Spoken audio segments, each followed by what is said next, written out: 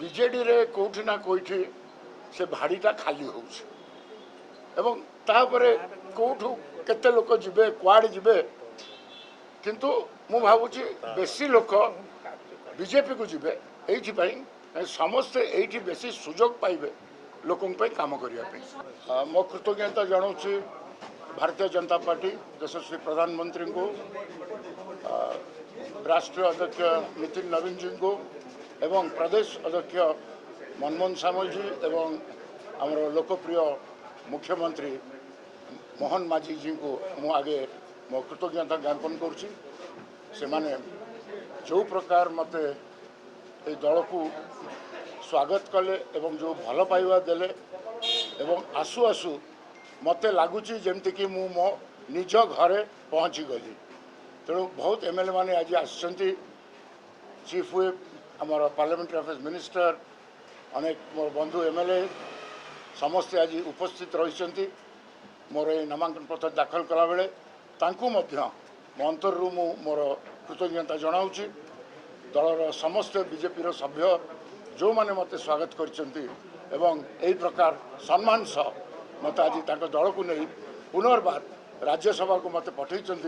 मु समस्त पाखरे एवं प्रभु जगन्नाथ पाखरे कृतज्ञ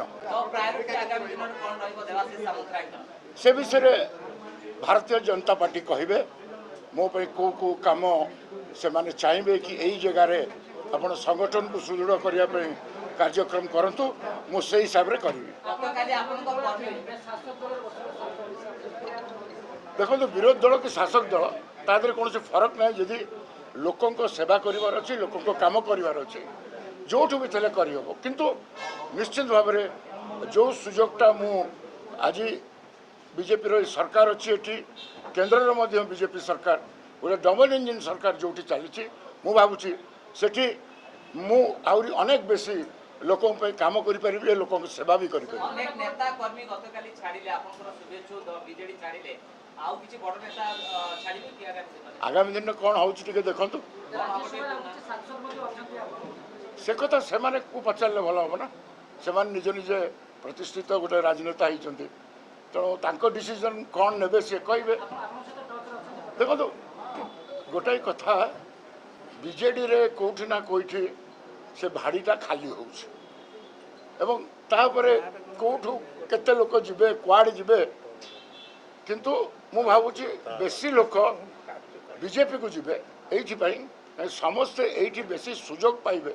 लोकन पे काम करिया पे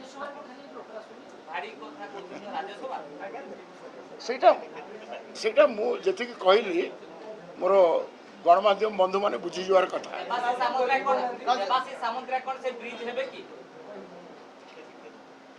ब्रिज मु एका हेले हब नाही आउरी बहुत मजबूत ब्रिज अच्छा जो मान के जरिया आगामी दिन में जा हबार हम।